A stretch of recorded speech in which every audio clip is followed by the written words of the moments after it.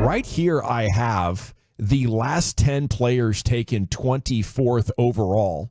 And my question's going to be simple for you guys. If this is the quality of player the Cowboys end up with this year, would you be happy, upset, or somewhere in the middle, Brian? We're going to start in 2014. I remember talking about this guy quite a bit. Darqueze Dennard, the cornerback for the Bengals, 24th overall in 2014. Played in 77 games, started 24 of them, 3 picks, 274 tackles. Last played in the NFL in 2021.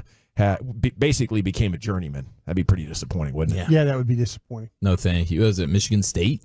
Just shooting in the dark there. I think that was Michigan State. Dennard, remember him, Brian? Don't remember the school. I don't want to just say yes, but I probably could have looked it up for you while you were throwing it out there. Darqueze Dennard, yeah. Michigan State. Good deal. Now, here's a position I would love to see the Cowboys take. In 2015, the 24th overall pick was the offensive tackle DJ Humphries that went to the Arizona Cardinals. He was a Pro Bowler in 2021. Yeah. What do you think, Brian? I think to me that there was that would be one that there was probably more promise there coming out of school than what he's ended up with the Cardinals. I think he's been okay. I don't think it's been. You thought there was going to be a lot more consistency, a lot more domination with him. It really, really hasn't been that way with him. Big, strong guy. Yeah. I mean, he had the body for it. Oh, no, that's what I'm saying. He coming out, you felt like that he was going to be a dominant guy. I just don't know if that's the type of player you have right now. The thing that really sucks with Terrence Steele, I know you just did the thin ice topic. The thing that really stinks is he's not really releasable for a while. You know, they not only give him a big contract, but they backloaded it in a way that, you know, does not make that a player that they should be moving on from. You just have to hope for the best.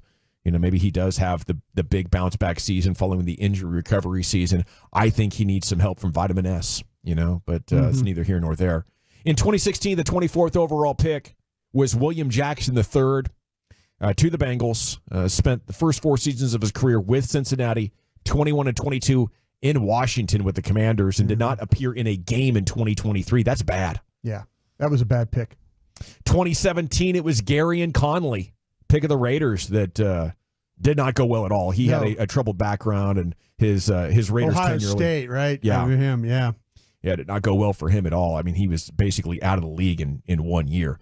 Here we go now, 2018, DJ he had a Moore. heart problem, too. Oh, yeah. Yeah. I'm sorry. I mean, he's currently with the UFL's DC Defenders, so he's still playing ball. Yeah. 2018, it was DJ Moore, hell of a wide receiver with the Panthers. Yep. They somehow saw reason to trade him this past season to the Bears, and he picked up where he left off. It's been a really good player. I think maybe one of those underrated, just barely a quarter step down from a legit number one, or maybe even a number one on the right kind of team. Hell of a player. 2019, Josh Jacobs with the Raiders there, the running back. And he has had a nice career. If they pick Josh Jacobs at 24, I know we're against first-round runners, but considering how, 3 of his 4 years have gone, that wouldn't be a bad use of that pick. Could go a lot worse. Trying to find a corner or an offensive lineman. Yeah, I mean, at least he's contributing. If you're getting Josh Jacobs there, he's going to be a quality player, but that would, I mean... Well, on your board, I'd be ticked. On your board, he's likely a second-round guy. Because, you know, if I know on my current board right now, there's 22 first-round names. So he would be considered a guy that I would probably have in the second round. He wasn't a first-round guy. So maybe it's a little different for you, looking at it that way. We need a center. Yeah. The last time a center was taken 24th overall, it was Cesar Ruiz to the Saints. I think that was 2020. I think that was a little bit of a surprise when he got that call. But I think he's been okay. I don't think there's anything really, really great about him. Yeah, he's going into year 5, so they picked up the option, but he's still hoping to earn a second contract. Yeah, he's just okay. 2021, Steelers took a running back, Najee Harris. And he had one great season, a couple of great seasons, went over 1,000 yards in each of his first 3, 7 touchdowns every season, has been productive. I guess you know, Chief, you're just more willing to take what can be more of a 50-50 proposition on another position because you don't get the added value from taking a runner in the first round to make it worth it. No, and it's funny because they've got Jaylen Warren in that backfield that has been better than him for the last couple of years. Yeah. The last 2 seasons, Warren's been better, and I don't even remember if Warren was undrafted or just a late-round pick or whatever, but it's just that kind of deal. You can find that same level of quality in the 3rd round, in the 4th round. Yeah, but to me, you need to draft 3 things, and that's size, speed, and college production. And last year they chose to just take production, and hope. It was a great story, but I would have just taken that guy undrafted. If nobody picked him, I'd have been like, hey, welcome to camp. And I think it could have been close to it or just as fun for him. Tyler Smith in 2022 by the Cowboys. That's what we need, Brian, is to see this Cowboys team take an offensive lineman. Yeah, the one thing that they're really consistent at, we've talked about it a bunch, is they draft those plug-and-play guys, and there are going to be some plug-and-play tackles, I think, in this current draft, and I think they're going to be able to draft a plug-and-play center if, in fact, that they go that direction. All right, and then last year was the defensive back Deonte Banks there for the Giants. Still, his future and present is very much unwritten, but he was a star at Maryland. Here's Chief with that buzz 2 weeks out. What is ESPN Insider saying about our Cowboys right now? Yeah, it's our guy Todd Archer. How can the Cowboys make up for a quiet free agency over the first 2 days of the draft? So just for rounds 1 through 3, how can you make up for the lack of moves and additions in free agency to this point? He says find at least 2 starters with their top 3 picks.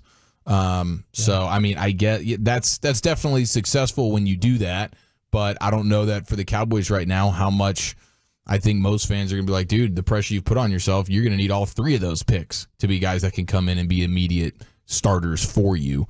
And he notes the 2023 draft class contributed little last season, and the Cowboys can't have a repeat of that in this upcoming class. And now you're down to 2 starters on the offensive line, losing Tyron Smith, losing Biotish. So at the very least, they need a tackle or a center to be a day 1 starter. And he says it would be nice if their 2nd or 3rd round pick could come in as the lead rusher, but they will still need to backstop the running back position in free agency with a veteran. Yeah. So, but this is what an NFC scouting director had to say. He says, I don't really understand the plan there so far this offseason, but there's a lot weighing on this draft, and they seem to be confident about finding a bunch of starters.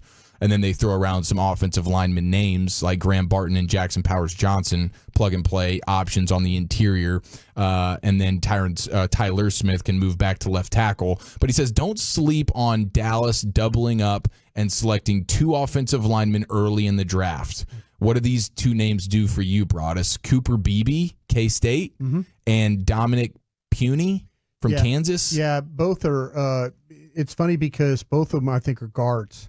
So they're probably thinking that Puny is a guy that he is going to play tackle. No, he's a guard. A lineman named Puny is pretty awesome. Puni is how we would say that.